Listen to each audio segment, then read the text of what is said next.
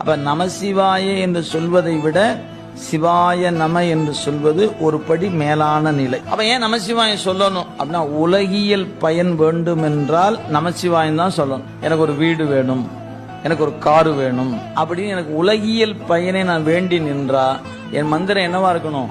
நமசிவாய நமசிவாய நமசிவாயன்னு நான் தொடர்ந்து சிந்திக்கணும். எனக்கு இந்த உலகம்லாம் வேண்டாம் அப்படின்னா இதிலிருந்து வெளியே போகணும்னு எனக்கு ஒரு ஆசை. எது? இந்த செல்வம் இருக்குது, அது அழுந்தாம இருக்கணும். பதவி இருக்குது, அது அழுந்தாம இருக்கணும். எப்படியோ இருக்கிற சூழல்ல எது எப்படி இருந்தாலும் நம்ம அறிவு பாதிக்காம இருக்கணும். என்ன பண்ணலாம்? சிவாய நம சிவாய நம சிந்திச்சிங்கன்னா அது அழுந்தாம காப்பாத்து. அழுந்தாம காப்பாத்துனா பத்தாதியா, அதை விட்டு விலகணுமே அப்படின்னா அதுக்கு அடுத்த மந்திரம் அதை விலக்கி தரும். அது சிவைய சிவை என்கிற மந்திரம். அப்ப நீங்க பக்குவப்படப்பட மந்திரமும் மாறும். அதனால தீக்கையை 4 வகையா பிரித்து சமயம், விசேடம், நிறுவ